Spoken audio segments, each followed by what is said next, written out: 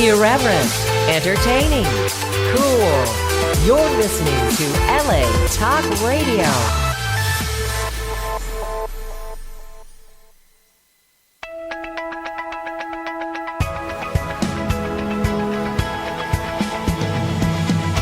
You're listening to Question Reality with Priscilla Leona, right here on LA Talk Radio. Hello! Welcome to Question Reality. I am Priscilla Leona, and I am producer and host, and we are coming to you live from Los Angeles, California. For 9 years, we have been ranked the #1 entertainment career advice internet radio show worldwide.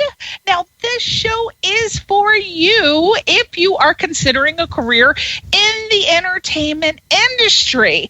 Our guest on this show will provide you with advice and tips and resource information on how and what it takes to successfully pursue a career in a wide variety of show business jobs.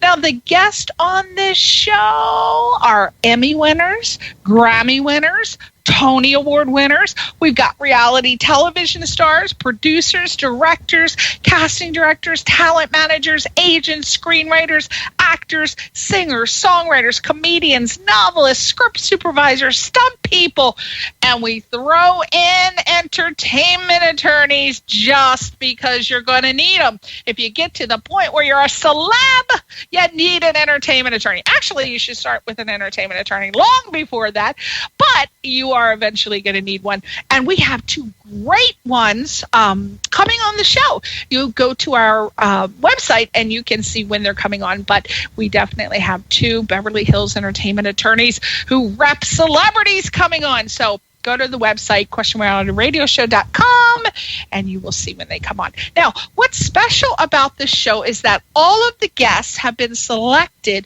because they are at different stages of their careers, from obviously celebrity status to professional, and then once in a while we bring on a novice or a beginner. So that means that we will definitely have someone on this show who will be able to answer your show business career questions. If you missed any of the shows or you want to seek advice about a specific entertainment career, say you want to be a director or you want to be a stuntman, you want to be a producer, then you want to go to our archive page, which is on latalkradio.com. And search for our show title, which is Question Reality, or you can search by my name, Priscilla Leona, and then you can download any of the shows or listen to them 24 hours a day. We are here 24 hours a day, 365 days a year to infinity and beyond, I hope.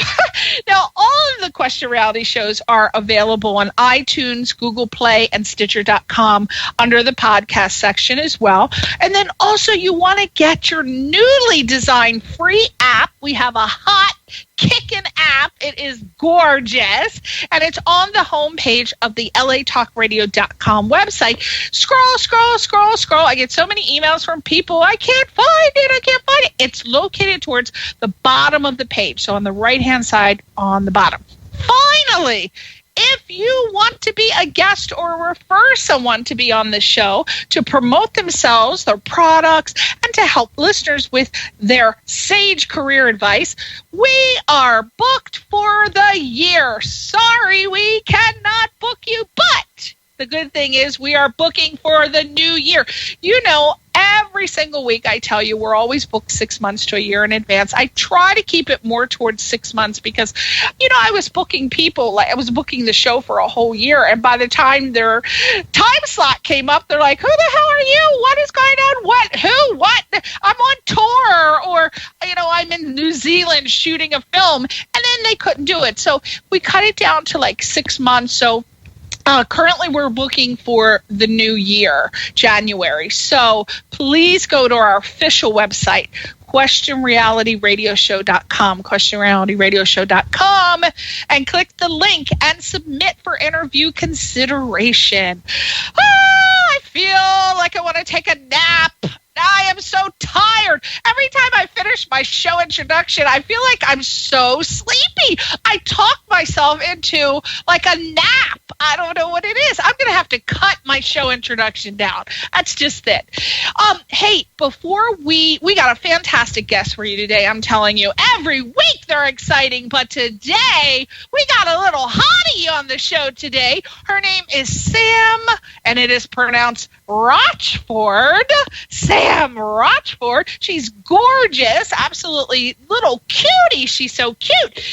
She was referred to us by Michael Stover, who is her talent manager from mtsmanagement.com. He books fantastic guests. As you know, my gosh, I have been booking his clients for years, and I just love them. They're all top-notch recording artists, every one of them. You want to go to her website. It's Sam, and I'll spell it SamRochford.com. She's also on Facebook under Sam Rochford Music. She's on Twitter as Sam Rock Music.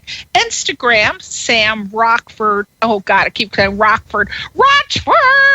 Rochford Music. And then she is on YouTube with lots of songs, but the most exciting thing is going to happen around 5:30. We are debuting on our show her latest single. I sure hope it's her latest single. It's the information I got. It's called So Easy, and this is such a cute song. I love it, and what I love is the video that she made for this song. I've never seen a video like this done. Whoever came up with that, which I'm going to find out who came up with the idea for this music video, because I love it. She shows pages, and then there's artwork, and then there's some like crayon action going on, and I love it. The concept was brilliant. It really goes very well with the song. So if I were you, I would go check it out on YouTube after the show. Don't go now. After the show. But she's a fantastic artist. She's a country singer-songwriter. I'm so happy to have her on the show. I'll tell you a little bit about her right now. She's 25. She's 25 years old, from Connecticut. I'm from Connecticut. Yay! I did not know that. She's living in Nashville, where she was formerly an on-air correspondent for 650 AM, which is WSM's Nashville Today show, hosted by Devin O'Day. And prior to moving to Nashville, she was the host of Markov Music on Boston's popular internet radio show, WEMF. And Sam has been publishing videos to YouTube and Facebook for the last 5 years, which I tell everybody, which is just so smart. She must be such a smart entrepreneur. And she did this because she was garnering a dedicated following for her musicianship and her quirky personality. This is the day and age where you have to network, you have to promote, and you have to build your fan base. You can no longer go to a record label and expect them to have a fan base ready for you. You have to do it yourself. I tell you guys this every single week. So thank goodness someone young like her is actually doing it. So again, she is building up her fan base, and she draws on influences from modern Americana artists like Amanda Shires and the Mountain Goats, as well as paying tribute to all of the classics like Bob Dylan and my favorite, Patsy Cline. You know I love me some Patsy. How long have I been talking to her? I've had this show 9 years, and I'm bringing up Patsy Cline every chance I get. Crazy. That's not a pun. Crazy. All right. She writes songs and performs all over Nashville in what's called writers' rounds. And again, check her out on Facebook, Twitter, Instagram, and YouTube. And we are going to talk to her in 1 second. But before we do, oh my gosh, I just had a 4.5 hour lunch with one of my favorite people in the whole world, celebrity actor Ernest L. Thomas. You obviously, if you're a little bit older, you know his name right away. But if you're a little younger, you'll know him as Mr. Omar on Everybody Hates Chris. He was the star of What's Happening and then What's Happening Now, the Steve Harvey Show. My God, he's been on a million shows and films. He's been around forever. Love you. And he's having his red carpet book release at the Writers Guild Theater Saturday, September the 9th from 12 to 3. And you have to go. It's open to the public. And you'll see a lot of celebrities there, a lot of stars. His latest book is called From Raj to Riches, which is brilliant because that was his character name on What's Happening. He's an actor, a writer, producer, again, best known for his role as Raj on the ABC sitcom What's Happening. And From Raj to Riches, just to tell you a little bit about it, it's a motivational autobiography about how to overcome show business and life through faith. This guy, God, we've been friends for so long, but he is one of the most genuine, sincere, honest, caring, loving men I've ever met. I mean, for him to be a celebrity, because I meet a lot of celebrities, and it's not always the case, but this is a really just a genuine, true, honest, God, just a loving person. So if you get a chance and you're in Beverly Hills, stop by the Writers Guild Theater. Again, Saturday, September 9th from 12 to 3. Very exciting. Okay, next thing is, oh my goodness, Ron Anthony, who was on the show last week. You know, Stevie B. He was with Stevie B's record label. He was a huge star in the 80s. You know, if you're older, again, you know Ron Anthony. If not, then Google him. But he started a channel on Roku, and it's in development, and he needs film content, and he's accepting all film genres for consideration. So if you have a short film, you have a feature film, you know, drama, comedy, he is accepting it for his channel because he needs a lot of material. Again, it's in development. They'll have it on Roku in a couple months. Now, he told me that he gave me permission to put this out there. So if you have any films that you want to submit and for consideration, send an email to, are you ready? Write it down. They can't talk, but we can at gmail.com. They can't talk, but we can at gmail.com. And you can tell him you have a personal referral from Priscilla Leona of Question Reality. And again, please submit it. You never know. His people could possibly choose your show to be on the Roku channel. And then, as you know, Roku is huge.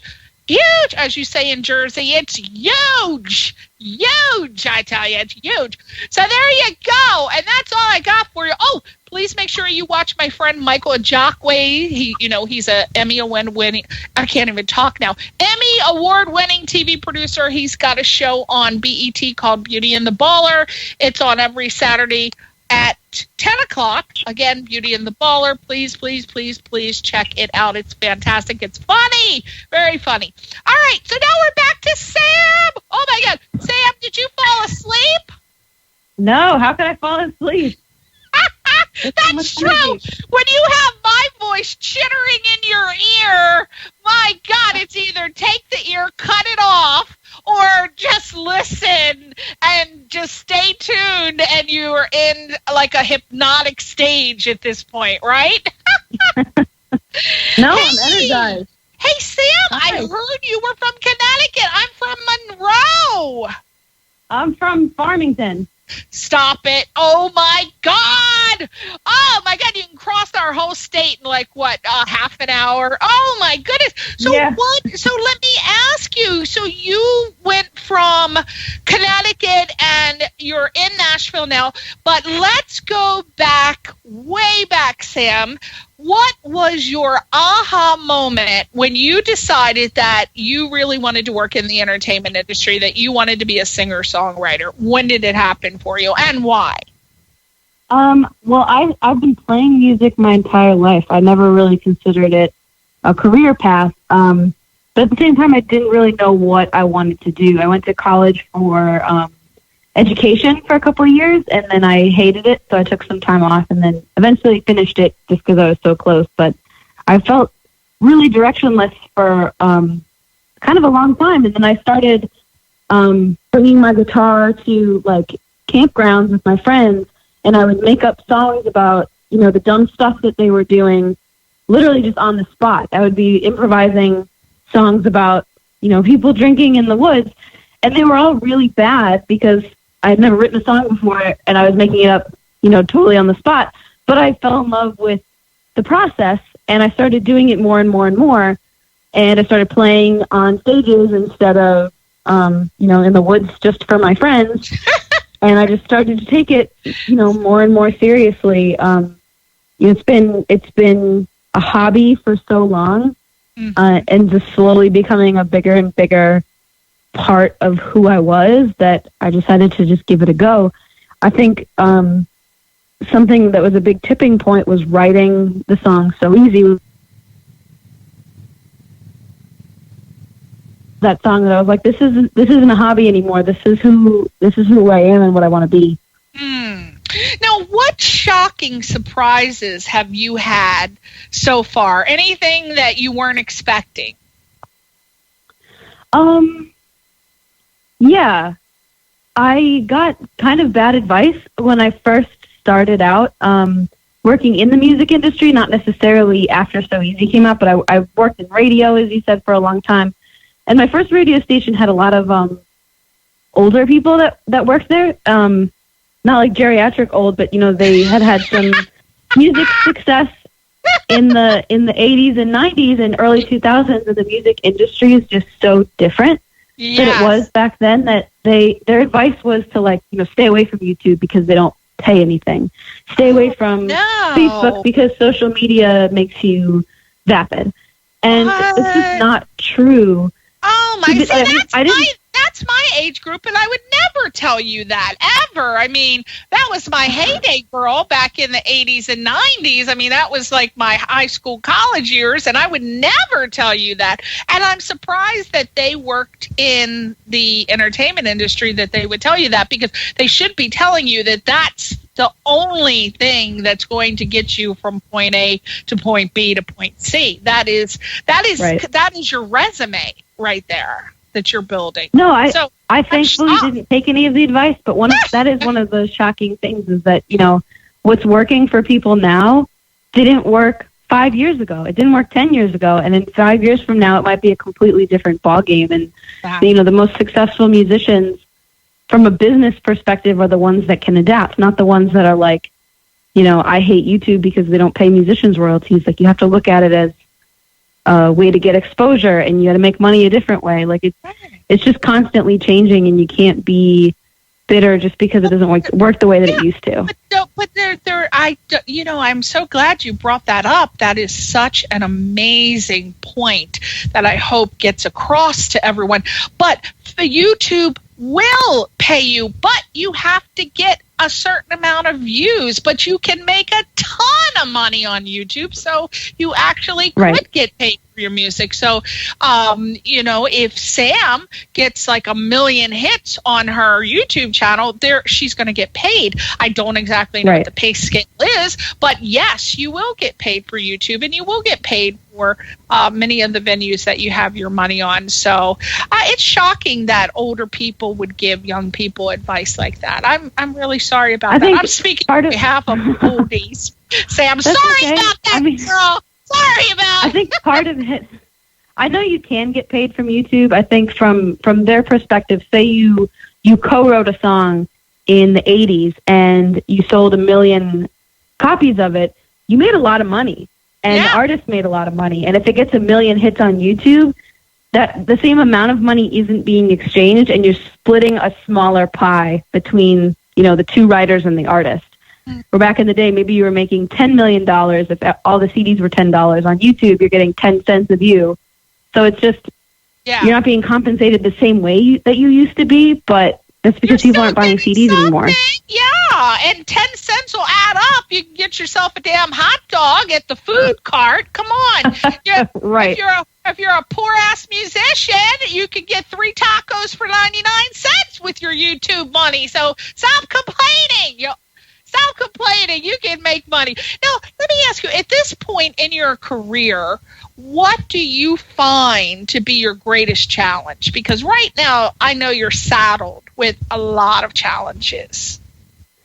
At this point in my career, my biggest challenge would be, moving the success that I've found online into real life. When I play in Connecticut or Boston or Nashville, where I've spent a lot of time, I can pack a room. But if I leave those 3 places, I can't. And even though I have, thousands of people looking at what I do online and liking my music and connecting with me, those people are all over the world. So it's kind of a drop in the bucket in terms of the city of, Los Angeles, where I might want to go play a show. So my greatest challenge is moving that fan base from online into real life, or growing it so much online that there's enough of them in real life to come see me play. Outside of where I play all the time. Right. So what's your plan? What advice do you give someone who's in a similar situation to you? What are you going to do? And it would be advice for them to do it as well. My advice is to just put yourself out there. I mean, I think part of the process for being a successful musician is you got to go play an empty room sometimes. And if there's 5 people in the room, maybe next time they'll come and they'll all bring somebody, and you'll be playing for 10 people, and the next time you'll be playing for 20 people. And it can feel like you're spinning your wheels because it moves slowly sometimes, but it's worth it. And the connections you make with people, even if you don't feel like you're playing for as big of an audience as you want to, is valuable. So what is the goal right now as a singer-songwriter? What, for an actor, for example, for an actor, one of the things that they aspire to when they first start out and they're in a small town in Podunk, they're like, if I could only move to, just say, LA, and I could get my SAG card, and then I could get an agent, and then I could do what is the process for country singer-songwriters? What are the steps that one aspires to being a young country singer-songwriter? It's crazy. There isn't really a guidebook for it. And part of that is what I mentioned before, that the music industry is so different than it was 5 years ago, that any advice you get from somebody that's sort of been there, done that, doesn't work anymore. Wow. So it's all sort of making things up as you go. And social media is definitely a big part of it. And I don't know, co-writing is a big part of it in Nashville. So there's nowhere to go and learn. There's nobody having a class, or there's no books, or there's no class. There's nobody to give you advice to say, okay, so you're this age, you need to be doing this in order to get from step A to step B. And there's nothing or nobody out there teaching young singer-songwriters what the steps should be. There's plenty of classes, but the scariest thing about being in Nashville, because, if you're an actor, you move to Los Angeles. If you want to be a country musician, you move to Nashville. There's a lot of really predatory or really scammy businesses that are trying to sell you, guidebooks, or trying to sell you on, PR packages that aren't necessarily legit. And they're just trying to kind of take your money. So that, there are classes out there, and I know Belmont and Vanderbilt and some of the colleges around here have music business classes, and they're all places to learn. I'm just trying to say that there's no, if you follow these steps, you will be successful. That doesn't exist. It's a lot of trial and error. It's a lot of putting yourself out there and just putting a lot of time into it. Oh, well, I'm glad that you brought that part up about scams because I mean that goes on everywhere. But I did not know that was happening in Nashville with singer-songwriters. This is the first time I've ever heard that. Yeah. So really, like, what should they look out for? Because now this is great advice for people who are in Nashville, because usually we know about the LA, New York scams. What's going on in Nashville? Like, what would we avoid if we were aspiring country singer-songwriters? I would look out for somebody that can promise you something. If it feels too good to be true, then it is. It's one of those things. Like if they're saying, man, if you like front me $10,000, I can like make you the next Taylor Swift. And that's all it's going to take. And you don't have to do any work. Like if they don't give you a realistic expectation of like, you know, if we work together, we can accomplish this realistic goal, then it's probably a scam. If they are asking you to sign over the rights to songs that you've written by yourself and have you, you know, share them more than 50% with somebody else that had nothing to do with the writing process, then it's probably a scam. There's a lot of different things out there. It's really just all about keeping your eyes and your ears open. And you know, it's Sam, it is so sad because people are just so desperate to become famous or to be a celebrity or whatever they, you know, goal they want to walk the red carpet, that these scam artists are so good. They're Oscar winning status. They're of an Oscar-winning status. They're con artists that are so good, and I cannot tell you how many people have been scammed out of their money and stuff, and in acting and in music as well. So listen to Sam. I mean, use common sense. Please try to talk over. If you don't have a parental unit, what are we like in the future, the robots? If you don't have a parent, then talk to a teacher or a friend's parents or somebody that's successful in business. Don't talk to your friend who's working as a barista in Starbucks because they most likely won't know. Talk to someone that has a successful job. Okay, so you just have to do it or else you're going to get ripped off. And then you're going to become discouraged. And then you could end your whole career because you've been ripped off and you think that everybody's bad in show business, which is not the case. Okay, so let's talk real quickly about a lot of people feel that if you want to pursue a career as a country singer-songwriter, that you have to move to Nashville. This is not true, obviously, because I've known people who lived in Canada. Michael Stover actually has a lot of successful clients who live in Canada who made it in the country music business. Can you please talk about how you do not have to live? You can start anywhere in the world these days. I think somebody I know has a client in Sweden, for God's sakes, who's a country music artist. So I don't personally feel that you have to move to Nashville, but a lot of people do move to Nashville, and I understand why. I understand the reasoning for sure. What are your thoughts on moving to Nashville for the particular reason of becoming a successful musical artist in Nashville as opposed to staying in another location? Well, I think that people want to hear music everywhere. You don't necessarily have to move to Nashville to be a successful country music artist, but the country music industry lives here. It's like trying to be an actress and not moving to Los Angeles. There's other places where you could star in film and television, like you can go to New York and probably find a lot of success there because they're shooting a lot of movies and stuff there. But you have to sort of be where the action is. And the action is happening other places besides Nashville, but a lot of it is happening here.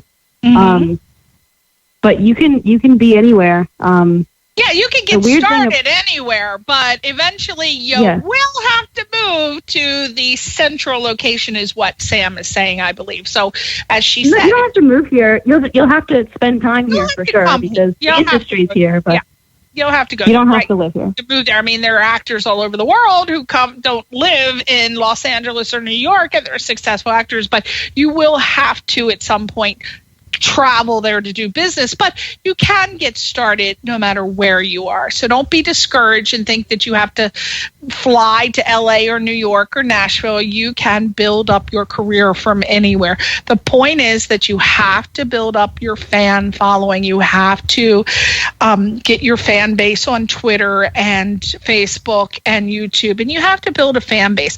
Record labels, the ones that are left, which are very, very few, I have a friend that works at Capitol Records, and he's like, well, you know what, Priscilla?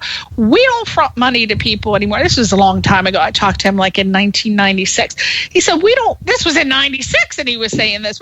My God, I don't know what they do now over there. But he said, oh my God, he's still working there. I actually need to bring him on and interview him. Oh, this is just a thought. I'm rambling on. But anyway, he said, we do not even deal with, let me just tell you what he told me. This is a man, he works at Capitol Records. Here's what they do. If they are considering you, you will have gotten to the point of being considered because you have the following. Among many things, you have to have the look. You have to have the talent, obviously. But you know what they look at? If they are thinking, because they have a roster, and they can only take on so many artists to promote. And what they do is they say, all right, let's look at their social media. Let's see how many followers they have. And if they have two girls that are attractive and they have good music, here's the deciding factor. They're going to pick the one that has the bigger social media fan base, period, hands down. That is every record label out there. That is what they do. And this is coming from a person who is an executive over at Capitol, okay? So you need to build up your fan base on Twitter, on Facebook, on Instagram. And you know what the most important thing is? It has to be consistent. You can't have, for example, you can't be johnsmith.com and then on your Facebook, John Smith, the musician who used to work at Starbucks.com. You can't have John Smith, hey on Twitter. It's got to be consistent. It's got to be John Smith on Twitter, John Smith on Facebook, John Smith. You got to keep it as consistent as possible, right? You just have to, because that's when people go on Google and they want to type John Smith. Oh, you should come up under John Smith, Facebook, Twitter, Instagram, YouTube, Vimeo, or whatever, consistently so people can find you. When you're branding and marketing, it must be consistent. So please keep that in mind. Correct, Sam? Am I right? Yeah, I couldn't fit Sam Rochford on Twitter. I wasn't even talking about you. I didn't think you were, but I know what you're saying, and I agree with you, and it bothers me that they're not all the same. Yeah, I know it would bother me too, but I'm talking, yours is so similar. You did exactly everything right. I'm talking about people who, you know how they'll go, hey, it's Sexy Kitten, and then they're trying to promote themselves, and they're putting different names out there. They're Sexy Kitten 1, or hey, check out my thighs 2, and then they expect people to find them when they have all of these different names. So consistent. But hey, you know what I want to do right now? I want to hear you sing. I've heard you sing, so I know how good you are, but I want everybody else to hear your song. So let me real quick, very, very quick, because we are like 5 minutes behind on playing it, but real quick, tell us what you wrote it, obviously. Tell us, it's called So Easy. You wrote it. What was the inspiration for the song, or what's the song about? I wrote this song for my sister's wedding last year. She wanted me to say something at the ceremony, and I thought, why don't I write a song? And this is what came out. So it's about your sister getting married, or it's about the ceremony, or is it about your relationship with her, or... No, it's about what love means to me, and what I think it means to decide to get married to somebody. The first couple of drafts of it were really cheesy because I thought, I should write about soulmates and I should write about relationships that have no problems, but that's not real. And I decided to write a song about, the love that I've experienced in my life. I'm not married, but I wouldn't marry someone that didn't accept my flaws, and if I didn't accept their flaws. So the song is really born from that idea. Okay, perfect. Okay, so without further ado, let's play that little cutie. She's so cute. I want to pinch her little chipmunk cheeks. I love her. She's gorgeous. Sam Rochford's song, So Easy.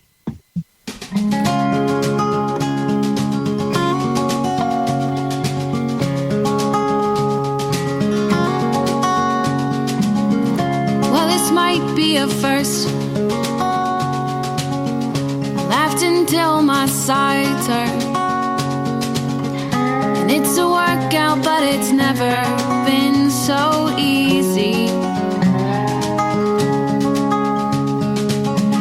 I mean, it's sincere. The joke was funny, but you really had to be there. And if I think too hard, I can't explain it neatly. I don't mind your bad side as long as you don't mind mine.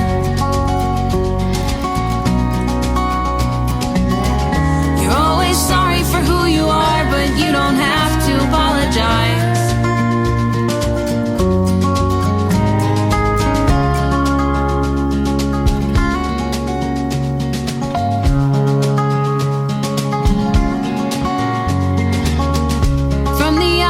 Looking in, you and I might not make sense, but in practice something's never been so easy. I think I could do this forever. Every day with you gets better and better. I'm excited to get up and excited to get sleepy. I don't mind your bad side as long as you don't mind mine. You're always sorry for who you are, but you don't have to apologize.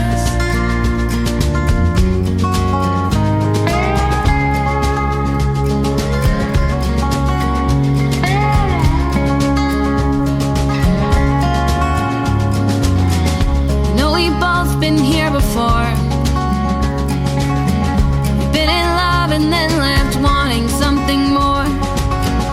This is different 'cause it's never been so easy. I learn something new every day. I drink it in like lemonade. I've never wanted to know someone so completely. I don't mind your bad side as long as you don't mind mine. You're always sorry for who you are, but you don't have to apologize.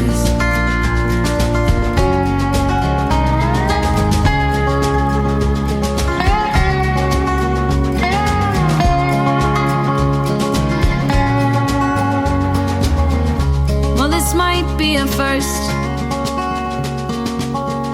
Laughed until my sides hurt, and it's a workout, but it's never been so easy.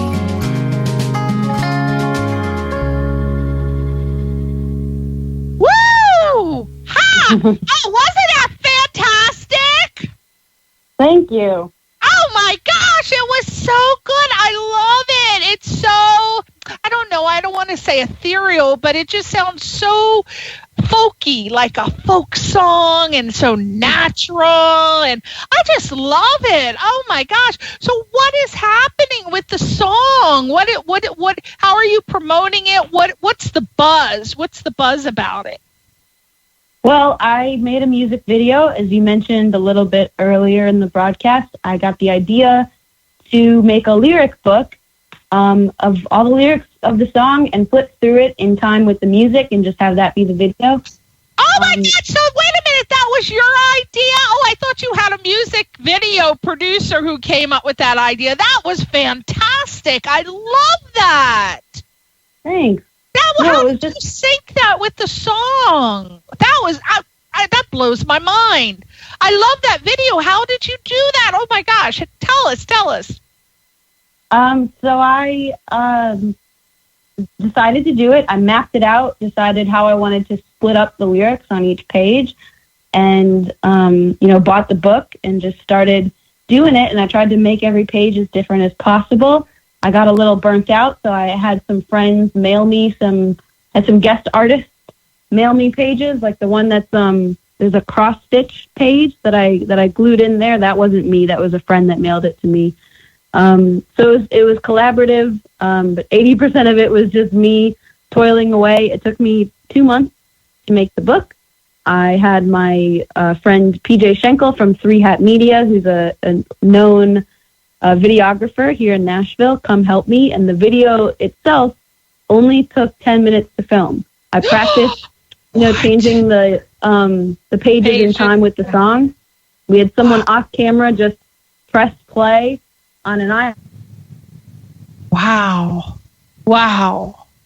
You overdub and play the song, the track, so I it love sounds a little bit better. But oh my gosh! And people spend, because I know friends of mine who spend like $50,000, and that they say it's low budget, $50,000 on a music video, $100,000. Are like, are you kidding? That was so low budget. I'm like, are you kidding? Look at that! I look at this video for your song, which I don't think costs that much, and it's just as good. And I go, why would you waste that money? You could be taking a trip around the world and have a music video for that part.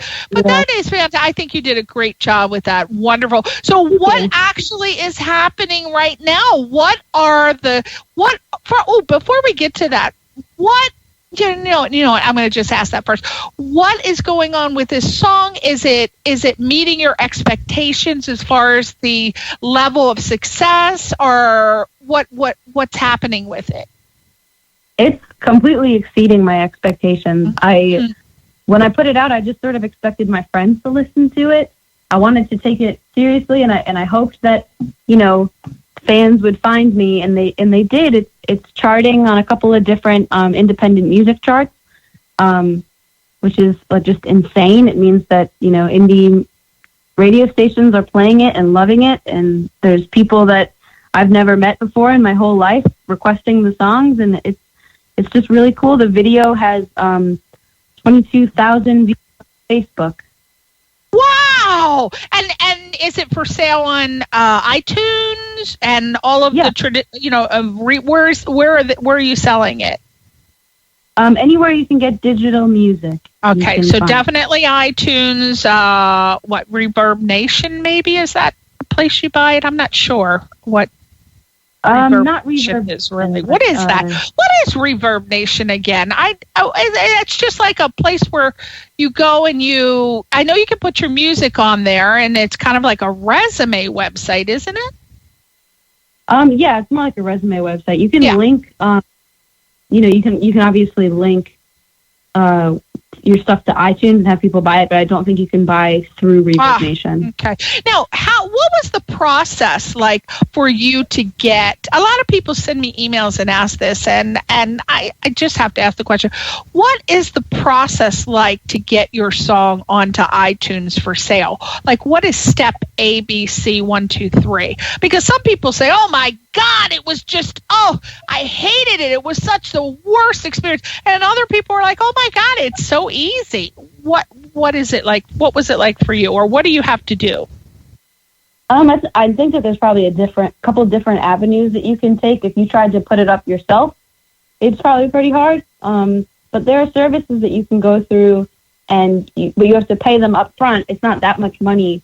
You either have to pay them up front or give them a percentage of your CD sales. So if you want to circumvent that, you could try to do it yourself, but it's probably pretty hard. Why? Why is it so hard? I don't know. I've never tried to do it myself. I've just heard that it's complicated. I've gone through 1 RPM. You just upload it, and you have to do it a couple weeks in advance because the stuff to do on their end, they have to get it all ready. But you literally just upload the song, and you put all the right information in about it. There's some stuff you have to do behind the scenes that's not very glamorous. Like you have to figure out. I always get the name wrong. I think it's called the ISRC code. And it just it's a code embedded into your song so that if it plays at a radio station, they can track it. Wow. And so you're saying there are services that actually will do that, but what's the process for you to hire a service? Do you have to, make sure it's copywritten? What are the steps that they say, well, before we can do it, you have to do this? You have to get it registered with a company like BMI or ASCAP or one of those companies, and it just it's a music publishing company, and it just says I wrote this song, or maybe I co-wrote this song with a person. So if it gets played on the radio, they can tell. But also if 6 months from now somebody else comes out with a song that sounds very similar, they can say, no, Sam registered this with us 6 months ago. And the registering process would be you sending the lyrics, and then do you have to send the whole recording of you doing it to BMI? You have to upload the whole recording. You can actually do it with, my experience with 1 RPM was that they sort of did that for you. Like you upload it to 1 RPM, and then you say, I'm with this music publisher, and I'm with BMI. So they said, okay, we'll get in touch with BMI for you and make sure they have all the right information. Oh, interesting. So this company that you're saying 1 RPM, that's a company that would get your song onto iTunes if that's what you wanted to do. And there's a couple of different ones. I know CD Baby, TuneCore. There's a bunch of reputable services that can do this for you. Well, see that? Look at all the information. Look at all the information we got today from Sam Rochford. My goodness. Well, what are your plans? Do you have any recording new songs coming out? Do you have any events that you want to tell us about that we could come to? Well, I'm playing a show tomorrow in Nashville. So if anyone's listening from Nashville, I'm playing at the Belcourt Taps tomorrow at 8 o'clock. I have songs that I'm sitting on. I'm looking for a good person to record with, and I'm trying to, release everything the right way, and I want everything to sound exactly how it sounds in my head with a full band. So I have songs ready, but I'm moving slowly on purpose because I don't want to just rush this and put out something I'm not completely proud of. So I guess you are at the point where you're ready to audition bandmates to put it together, or do you have someone? Now, real quick, let's talk about a team. Obviously, you found Michael Stover, and is he like the person that is your ultimate team person? A team is more than one person, but you and him could be a team. But who else do you have working for you? Michael Stover is a big one. He does a lot of it. He does all of my PR and sets me up with great radio interviews like this. Gets some cool radio interviews and has done a lot to get complete strangers to listen to my song, which is really, really cool. I also have a manager in Nashville, but she's not my full-time manager, but I consult with her. And her name is Erin Anderson. She works at Olivia Management, and she just puts me on the right path every once in a while. And you're young. Even though you are full of wisdom, you give sage advice, and you're full of wisdom for a 25-year-old. You're still a 25-year-old, so you still do need to have people who have gone through the process and have the experience. So being young, like Sam is, she was very, very smart to go and get herself a team. Now, not everybody can afford a team, but it doesn't have to be people that you pay to do the work for you. If you have someone who could be like, I I hate to throw it out there, but everybody knows I'm obsessed with the Kardashians. But if you could find a mother like Kris Kardashian, my God, you obviously, come on, you'd end up at that point of being a celebrity. Right. But you don't, find somebody that genuinely believes in you, heart and soul, and knows that you can make it. So, Sam, you are definitely on your way, and I love your song. And you have to come back when you have your next song. Contact Michael and have him bring you back on the show. We want to hear your next song. Deal. Right? Right? Oh my gosh. And when you come to LA, girl, you better look me up, because I'm telling you, I know all the people around town, and we'll get you booked at some of the top places here. Sure. That sounds like a lot of fun. Well, we'll set up like a little show. Well, I'm sure you have somebody to do that for you. But, if you come to LA, you got to play Rockwell. That's Okay. it. Place to play. You know Rockwell here in LA, right? Yeah, I've definitely heard of it. Oh, you have to play here. When you come to LA, that is the place. And I know we'll talk. Have Michael contact me, and we'll get you all set up with a nice little show, and we'll get to meet, okay? That sounds perfect.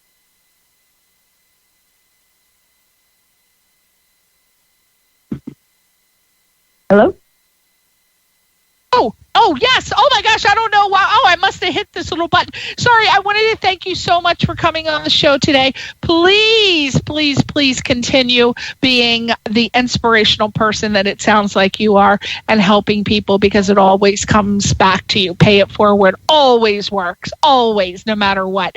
And thank you again. I love your song. I love your energy. And I think that you're going to go very, very far in this business, especially having Michael Stover on your side. He is the man.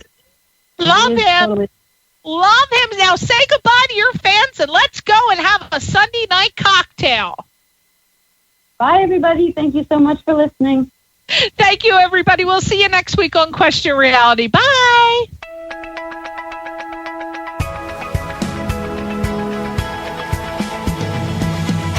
You're listening to Question Reality with Priscilla Leona, right here on LA Talk Radio.